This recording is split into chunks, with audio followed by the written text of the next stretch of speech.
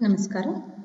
BCA ಪ್ರಥಮ ಸೆಮಿಸ್ಟರ್ನ ಕನ್ನಡ ಭಾಷಾ ಪತ್ರಿಕೆಯನ್ನು ಓದುವ ವಿದ್ಯಾರ್ಥಿಗಳು ಲೇಖನ ವೈವಿಧ್ಯ ವಿಭಾಗದಲ್ಲಿ ಕೋಟಿ ಮಿದುಳುಗಳ ಬೆಸೆಯುವ ಕೆಲಸ ಅನ್ನುವಂತಹ ಲೇಖನವನ್ನು ಓದ್ತಾರೆ.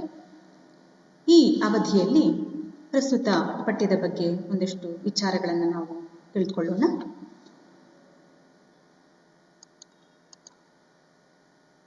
ಕೋಟಿ ಮಿದುಳುಗಳ ಬೆಸೆಯುವ ಕೆಲಸ ಪಠ್ಯದ ಈ ಪ್ರಸ್ತುತ ಅವಧಿಯಲ್ಲಿ ಲೇಖಕರಾದ ಶ್ರೀ ನಾಗೇಶ್ ಹೆಗಡೆಯವರ ವ್ಯಕ್ತಿ ಪರಿಚಯವನ್ನ ಮೊದಲಿಗೆ ಮಾಡಿಕೊಳ್ಳಲಾಗುವುದು.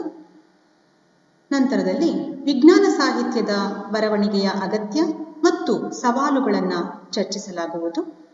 ಬಹಳ ಮುಖ್ಯವಾಗಿ ಇಂದಿನ ಸಮಾಜಕ್ಕೆ ಪರಿಸರ ಶಾಸ್ತ್ರದ ಅರಿವಿನ ಅಗತ್ಯತೆಯನ್ನು ಕುರಿತು ಚರ್ಚಿಸುವುದರ ಜೊತೆಗೆ ನಾಗೇಶ್ ಹೆಗಡೆಯವರ ಬರವಣಿಗೆಯ ವೈಶಿಷ್ಟ್ಯವನ್ನ ಸಂಕ್ಷಿಪ್ತವಾಗಿ ತಿಳಿಸಿಕೊಡುವಂತಹ ಕೆಲಸವನ್ನ ಈ ಅವಧಿಯಲ್ಲಿ ಮಾಡಲಿಕ್ಕೆ ಇಷ್ಟಪಡ್ತೇನೆ. ಇದು ಈ ಅವಧಿಯ ಉದ್ದೇಶ.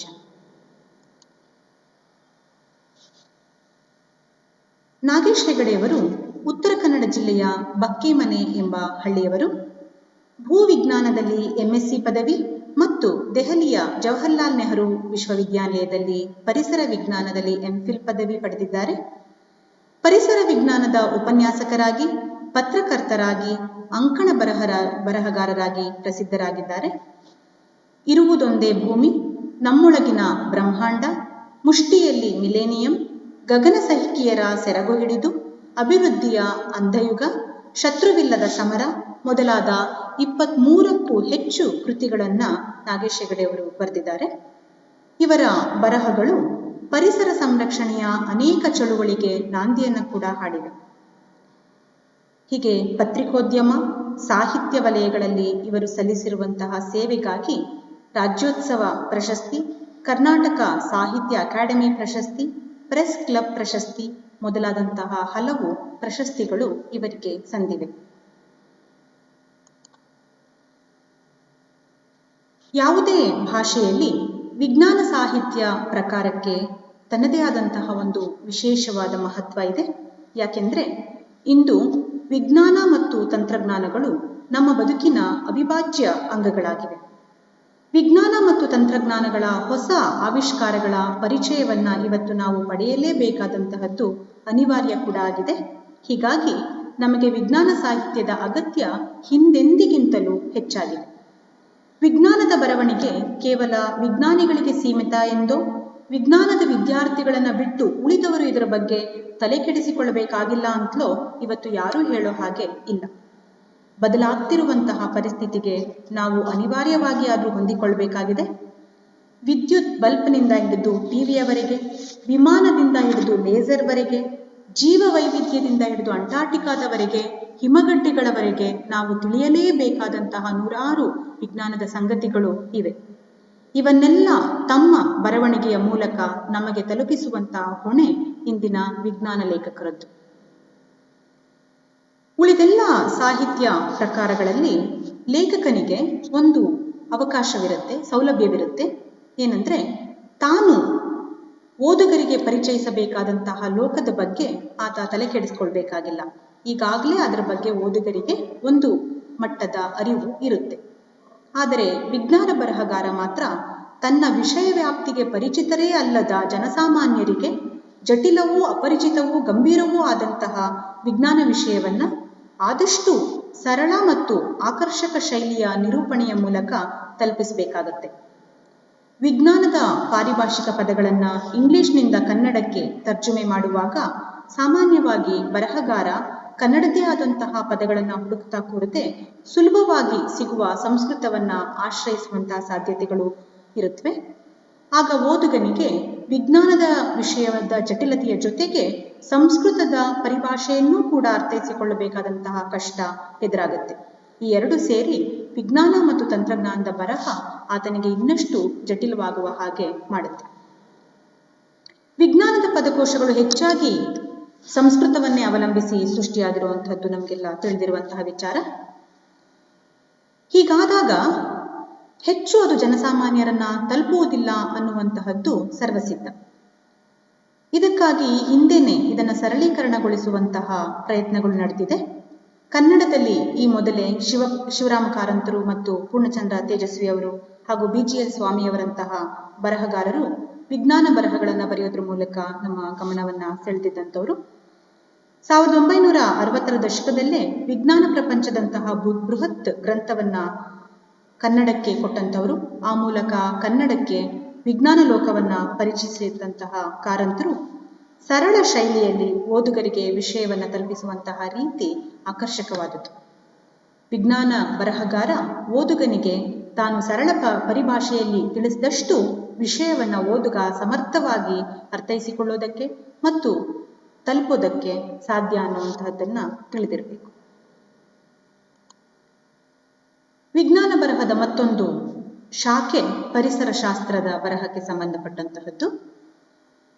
ಪರಿಸರ ಜ್ಞಾನ ಅಥವಾ ಇಕಾಲಜಿ ಅನ್ನುವಂತಹದ್ದು ನಿಸರ್ಗದಲ್ಲಿ ಬದುಕ್ತಿರುವಂತಹ ಎಲ್ಲ ಪ್ರಾಣಿಗಳಿಗೂ ಅತ್ಯಗತ್ಯವಾಗಿ ತಿಳಿದಿರಬೇಕಾಗಿರುವಂತಹ ವಿಚಾರ. ತಾನು ಬದುಕುತ್ತಿರುವ ಪರಿಸರದ ಬಗೆಗೆ ತಿಳಿಯದ ಯಾವುದೇ ಜೀವಿ ಅಲ್ಲಿ ಬದುಕಲಾರದು. ಹಾಗಾಗಿಯೇ ವಿಶ್ವದ ಯಾವುದೇ ಪ್ರಾಣಿ ಪಕ್ಷಿಗಳು ಕೂಡ ತಮ್ಮ ಬದುಕಿಗೆ ಹೊಂದುವ ಪರಿಸರವನ್ನ ಗುರುತಿಸಿ ಅಲ್ಲೇ ಜೀವಿಸುತ್ತವೆ. ಜೀವದ ಮುಂದುವರಿಕೆಯನ್ನು ಕೂಡ ಆ ಪರಿಸರಗಳಲ್ಲೇ ಮಾಡುತ್ತವೆ. ಈ ಎಲ್ಲ ಜೀವ ಸಂಕುಲಗಳಿಗೂ ಪರಿಸರ ಪ್ರಜ್ಞೆ ಅನ್ನುವಂತಹದ್ದು ನಿಸರ್ಗದ ಸಾಮೀಪ್ಯ ಮತ್ತು ಸಾಂಗತ್ಯಗಳಿಂದ ಸಹಜವಾಗೇ ಬಂದಿರುತ್ತವೆ. ಮನುಷ್ಯನೂ ಕೂಡ ಈ ತರದ ಸಹಜ ಜ್ಞಾನಕ್ಕೆ ಹೊರತಾಗಿರಲಿಲ್ಲ. ಆದರೆ ನಾಗರಿಕತೆ, ಆಧುನಿಕತೆ ಅನ್ನುವಂತಹ ಮರೀಚಿಕೆಗಳ ಬೆನ್ನನ್ನ ಹತ್ತಿ ನಿಸರ್ಗಕ್ಕೆ ಬೆನ್ನು ತಿರುಗಿಸಿ ತನ್ನದಲ್ಲದ ಜೀವನ ಪಾತಳಿಯ ಮೇಲೆ ಬದುಕುವಂತಹ ಅರಸಾಹಸವನ್ನ ಇಂದಿನ ಮನುಷ್ಯ ಮಾಡ್ತಾ ಇದ್ದಾನೆ. ಇದರಿಂದ ಆತನಲ್ಲಿ ಸಹಜವಾಗಿ ಇರಬೇಕಾದಂತಹ ಪರಿಸರ ಜ್ಞಾನದಿಂದ ಆತ ದೂರನಾಗಿ ನಿಸರ್ಗಕ್ಕೆ ಸ್ವತಃ ಆಗಂತುಕನಾಗಿ ಬಿಟ್ಟಿದ್ದಾನೆ.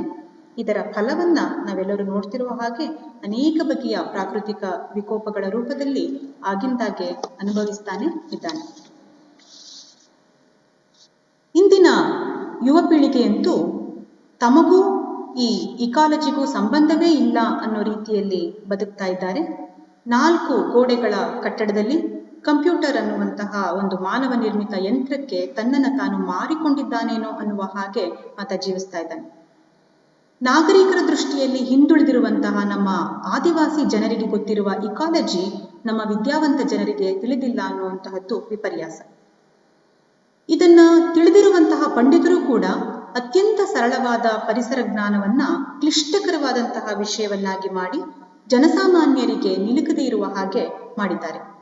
ಹೀಗಾಗಿ ಇಂದು ಇಕಾಲಜಿ ಅನ್ನುವಂತಹದ್ದು ಪಂಡಿತೋತ್ತಮರ ರೇಡಿಯೋ, ಟಿವಿ ಕಾರ್ಯಕ್ರಮಗಳಿಗೆ ಸೀಮಿತವಾಗಿಬಿಟ್ಟಿದೆ. ಇದು ಒಳ್ಳೆಯ ಬೆಳವಣಿಗೆ ಅಂತೂ ಖಂಡಿತ ಅಲ್ಲ. ಚಿಕ್ಕ ಮಕ್ಕಳಿಂದ ಹಿಡಿದು ವೃದ್ಧರವರೆಗೂ ಅತ್ಯಾಸಕ್ತಿಯಿಂದ ಓದಿ ತಿಳಿಯುವ ಹಾಗೆ ಇಕಾಲಜಿಯ ವಿವರಗಳನ್ನ ದಾಖಲಿಸದೆ ಹೋದರೆ ಪರಿಸರದ ಬಗೆಗೆ ನಮಗಿರುವಂತಹ ಅಜ್ಞಾನದಿಂದ ಮಾನವನ ವಿನಾಶ ಇಂದಿಲ್ಲ ನಾಳೆ ತಪ್ಪಿದ್ದಲ್ಲ. ಹೀಗಾಗಿ ಇಂತಹ ಅನಿವಾರ್ಯ ಅಗತ್ಯವಾದ ಪರಿಸರ ಶಾಸ್ತ್ರವನ್ನು ಸಂಗತಿಗಳ ರೂಪದಲ್ಲಿ, ಕತೆ, ದೃಷ್ಟಾಂತಗಳ ರೂಪದಲ್ಲಿ ಸರಳ ಪರಿಭಾಷೆಗಳ ಮೂಲಕ ವಿವರಿಸಿಕೊಳ್ಬೇಕಾಗಿರುವಂತಹದ್ದು ಅತ್ಯಂತ ಅಗತ್ಯವಾಗಿದೆ.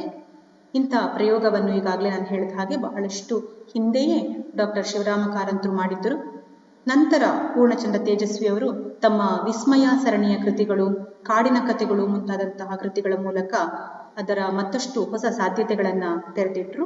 ಈ ದಾರಿಯಲ್ಲಿಯೇ ಶ್ರೀಯುತ ನಾಗೇಶ್ ಹೆಗಡೆಯವರ ಬರಹಗಳು ಕೂಡ ಸಾಗಿರುವಂತಹದ್ದು ಒಂದು ಅಭಿನಂದನಾರ್ಹವಾದಂತಹ ಕೆಲಸ. ನಾಗೇಶ್ ಹೆಗಡೆಯವರು ಮೂಲತಃ ಪರಿಸರವಾದಿ, ಪರಿಸರ ವಿಜ್ಞಾನಿ. ಅದಷ್ಟೇ ಅಲ್ಲ, ನಮ್ಮ ಕಾಲದ ಅತ್ಯಂತ ಸೂಕ್ಷ್ಮತೆಯುಳ್ಳ ಬರಹಗಾರ, ಸೂಕ್ಷ್ಮ ಅರಿವಿನ ಬರಹಗಾರ. ಕನ್ನಡ ಸಾಹಿತ್ಯ ಲೋಕದ ಓದುಗರಿಗೆ ವಿಜ್ಞಾನ ಸಾಹಿತ್ಯದ ರುಚಿ ಹತ್ತಿಸಿದವರಲ್ಲಿ ಕಾರಂತರು, ತೇಜಸ್ವಿಯವರು, BGL ಸ್ವಾಮಿಯವರ ನಂತರ ಗುರುತಿಸಬಹುದಾದಂತಹ ಹೆಸರು ನಾಗೇಶ್ ಹೆಗಡೆಯವರದ್ದು. ಮನುಷ್ಯನ ಶೋಧ ಬುದ್ಧಿ ದಿನದಿನಕ್ಕೆ ಹರಿತವಾಗುತ್ತಿದೆ. ಜ್ಞಾನದ ಹಸಿವು ತೃಷೆ ನೀಗಿಸಲೆಂದು ಆತ ಗ್ರಹ ತಾರೆಗಳ ಬಾಹ್ಯ ಲೋಕಕ್ಕೆ ಲಗ್ಗೆ ಹಾಕಿದಷ್ಟೇ ಉತ್ಸಾಹದಿಂದ ತನ್ನೊಳಗಿನ ಸೂಕ್ಷ್ಮ ಲೋಕಕ್ಕೂ ದಾಪುಗಾಲಿಡ್ತಾ ಇದ್ದಾನೆ. ಈ ಬ್ರಹ್ಮಾಂಡದಲ್ಲೂ ಕೂಡ ಅಷ್ಟೇ ರೋಚಕ, ಅಷ್ಟೇ ಅಲೌಕಿಕ ಸಂಗತಿಗಳನ್ನ ಕಂಡು ಬೆರಗಾಗುತ್ತಿದ್ದಾನೆ ಅನ್ನುವಂತಹ ಲೇಖಕರು ವಿಜ್ಞಾನಿಗಳ ತಾಂತ್ರಿಕ ಪರಿಭಾಷೆಯಲ್ಲಿ ಬಂದಿಯಾಗಿದ್ದಂತಹ ಈ ಸೂಕ್ಷ್ಮ ಲೋಕದ ವಿಸ್ಮಯಗಳನ್ನು ತಮ್ಮ ಸರಳ ಮತ್ತು ನೇರವಾದ ಅಭಿವ್ಯಕ್ತಿಯ ಮೂಲಕ ಸಾಮಾನ್ಯ ಓದುಗರಿಗೂ ತಲುಪಿಸುವಂತಹ ಕಾರ್ಯದಲ್ಲಿ ನಿರಂತರವಾಗಿ ತತ್ಪರರಾಗಿದ್ದಾರೆ. ವಸ್ತು ವಿಷಯಗಳಲ್ಲಿ ಇದ್ದದ್ದನ್ನ ಇದ್ದ ಹಾಗೆ ಹೇಳುವ ಹಾಗೆ ನಿರೂಪಣೆಯಲ್ಲಿ ರಮ್ಯತೆಯನ್ನು ತುಂಬಿ ಆಕರ್ಷಕಗೊಳಿಸಿ ಓದುಗರಿಗೆ ಉಣಬಡಿಸುವಂತಹ ಕಲೆ ಇವರ ಬರವಣಿಗೆಗಳಲ್ಲಿ ಸಾಕಾರಗೊಂಡಿದೆ.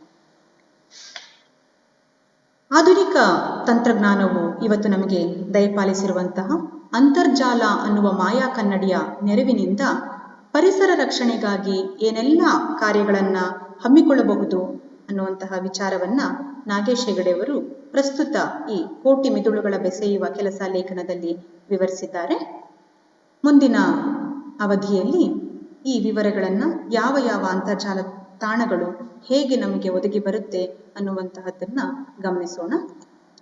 ಹೆಚ್ಚಿನ ವಿವರಗಳಿಗಾಗಿ ಕೆಲವು ಜಾಲತಾಣಗಳನ್ನು ನೀವು ಪರಾಮರ್ಶೆ ಮಾಡಬಹುದು. ನಮಸ್ಕಾರ.